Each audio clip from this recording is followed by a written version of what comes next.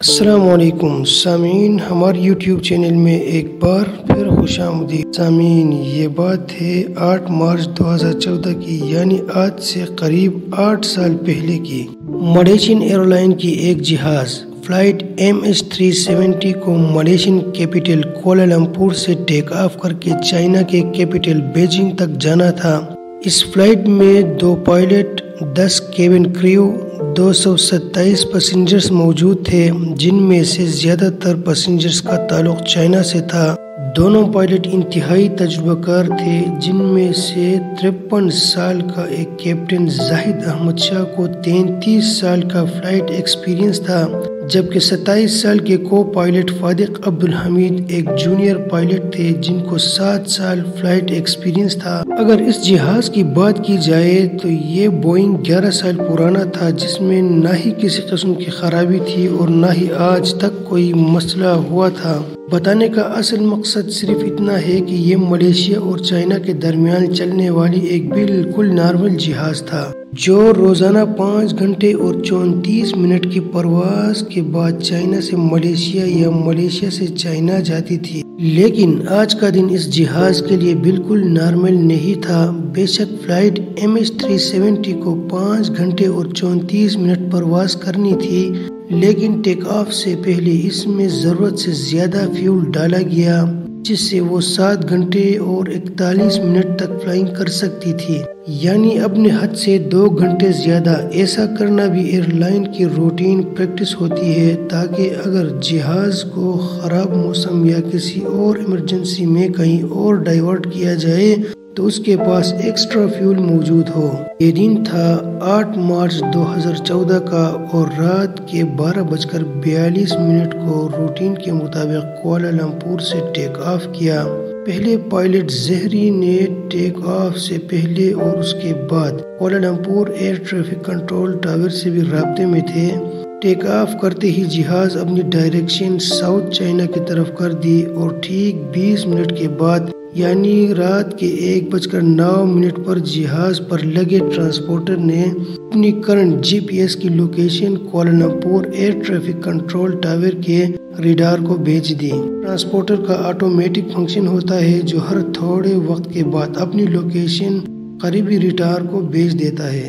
ابھی تک سب ٹھیک چل رہا تھا۔ اس کے ٹھیک 10 منٹوں بعد رات کے 1:19 پر جب فلائٹ MH370 ملیشین ایئر جورسٹر سے نکل کر ویتنام کے ایئر جورسٹر میں جانے لگی، کوالالمپور کے کنٹرول ٹاور نے آخری بار پائلٹ زہری سے رابطہ کیا اور کہا کہ ویتنام کے سٹی ہوچی منہ کنٹرول ٹاور سے رابطہ کرنا چاہیے۔ پہلے پائلٹ زہری نے یہ سنا بھی اور اس کا جواب بھی دیا۔ نہ ہی کنٹرول ٹاور کو پتا تھا اور نہ ہی کیپٹن زہری کو کہ ان کا میسج آخری ہونے والا ہے۔ یہ وہ وقت تھا جب فلائٹ MH370 کو ٹیک آف کیے پورے 37 منٹ ہو چکے تھے۔ اب نارملی ہوتا یوں ہے کہ جب جہاز اپنی منزل تک نہیں پہنچ جاتا، وہ اپنے راستے میں آنے والے ہر ایئرپورٹ کے کنٹرول ٹاور سے رابطے میں رہتا ہے۔ سب کچھ جو ابھی تک نارملی چل رہا تھا، اب وہ صحیح نہیں چل رہا تھا۔ جی ہاں، اپنے آخری میسج کے ٹھیک 3 منٹوں کے بعد، یعنی رات کے 1:21 پر فلائٹ MH370 اچانک ریڈار سے غائب ہو گئی۔ فلائٹ MH370 کوالالمپور اور ہوچی کے دونوں ریڈار سے غائب ہو چکا تھا۔ اب یہ بات کوالالمپور کے ٹاور کے لیے بالکل نارمل تھی، کیونکہ انہوں نے سمجھا MH370 اب ویتنام میں داخل ہو گیا ہے، اسی وجہ سے ان کے ریڈار سے غائب ہو گیا ہے۔ لیکن جب ہوچی من کنٹرول ٹاور نے MH370 کو اپنے ریڈار سے غائب ہوتے دیکھا تو ان کو کچھ گڑبڑ لگی۔ انہوں نے فوراً کیپٹن سے جب رابطہ کیا تو کوئی جواب نہیں ملا۔ اگلے 18 منٹوں تک ہوچی من ٹاور MH370 سے رابطے کرنے میں ہی لگا رہا۔ کیپٹن کی طرف سے کوئی جواب نہیں آیا، اور تب ہی ہوچی من ٹاور نے کوالالمپور کے ٹاور سے رابطہ کیا اور سارا واقعہ بتایا۔ اب عملی طور پر ہوتا یہ ہے کہ 1 گھنٹے کے اندر ریسکیو سینٹر کو رابطہ کرنا ہوتا ہے، لیکن کوالالمپور ٹاور نے پورے 4 گھنٹوں کے بعد ریسکیو والوں کو رابطہ کیا اور تب بہت دیر ہو چکی تھی۔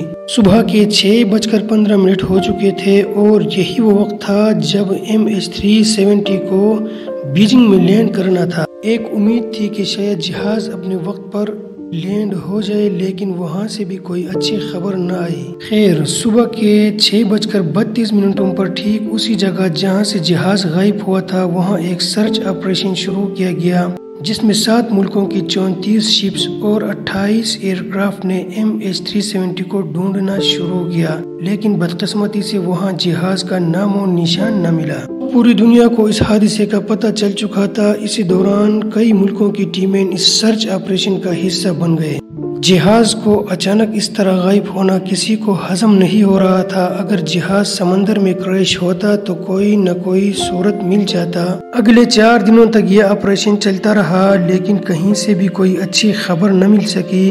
لیکن پھر اگلے دن ایک خبر آئی جس نے تمام آپریشن ٹیموں کو ہلا کے رکھ دیا۔ 8 مارچ 1:21 پر MH370 فلائٹ جب ریڈار سے غائب ہوئی تھی تو وہ سویلین ریڈار سے غائب ہوئی تھی، لیکن ملیشین ملٹری کے ایک ریڈار پہ وہ اگلے 1 گھنٹے تک دکھائی دی، اور اس کے بعد جو ہوا وہ کچھ یوں تھا۔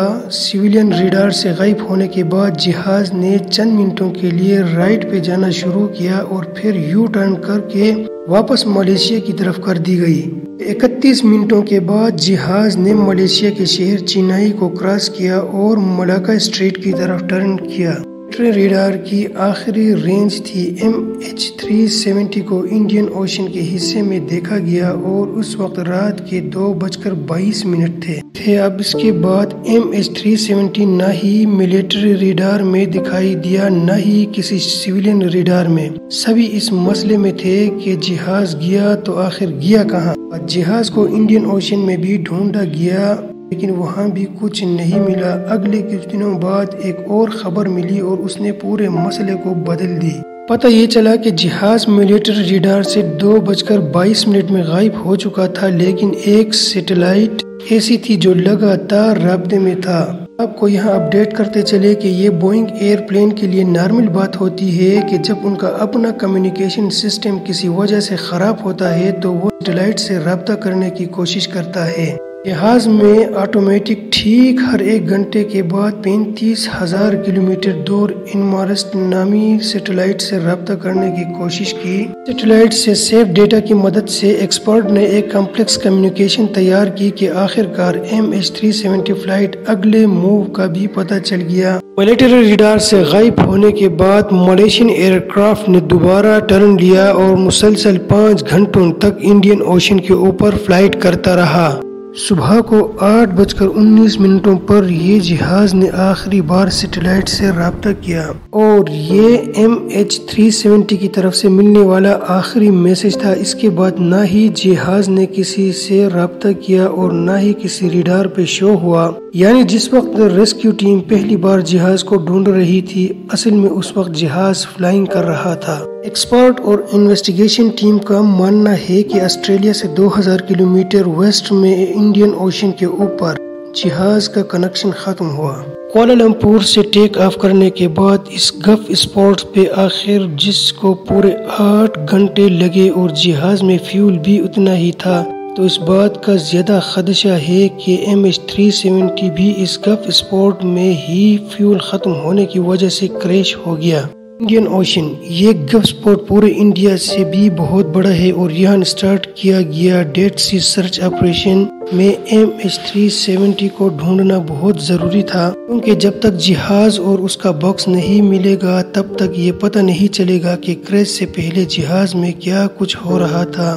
کئی سالوں تک یہاں جہاز کو تلاش کرتا رہا، لیکن یہاں بھی کوئی سراغ نہیں ملا۔ 3 سالوں کے بعد ڈیپ سی آپریشن کو آخر کار ختم کرایا گیا، جس میں $160 ملین سے بھی زیادہ خرچہ کیا گیا تھا۔ 2015 میں یعنی جہاز کے غائب ہوئے 1 سال بعد جہاز کا رائٹ فلیپرون تیرتا ہوا آئلینڈ آف یونین کے ساحل پہ پہنچا۔ یہ جہاز کا وہ حصہ ہوتا ہے جو لینڈنگ کے وقت کام آتا ہے۔ ملنے والے اس حصے پر تحقیق ہوئی تو ایک اور بات سامنے آئی۔ ایکسپرٹ کا یہ ماننا ہے کہ MH370 جب پانی میں کریش ہوا اس وقت یہ فلائٹ کا فلیپرون ایکسٹینڈ نہیں تھا۔ اگلے کئی سالوں کے دوران جہاز کے کئی اور حصے افریقہ کے ساحل سے ملے، لیکن آج تک جہاز نہ اس میں بیٹھے ہوئے لوگوں کا کوئی پتہ چلا۔ ماریشین فلائٹ MH370 کو غائب ہونے سے پہلے کیا کچھ ہوا یہ آج تک کسی کو معلوم نہیں۔ خیر اصل وجہ کیا تھی وہ جہاز کے بلیک باکس میں موجود ہوگا، اور وہ باکس جہاز کے ساتھ ہی انڈین اوشن میں ہی غائب ہے۔ فروری 2022 کو ایک بار پھر سے جہاز کو ملنے کی امید دلائی۔ ایک برٹش ریٹائرڈ انجینئر ریو ہارٹ نے دعویٰ کیا ہے کہ اس نے جہاز کی اصل لوکیشن کا پتہ لگایا ہے۔ حیرت اس بات کی ہے کہ ریو ہارٹ نے جس جگہ کا بتایا ہے وہ بھی انڈین اوشن ہی تھا۔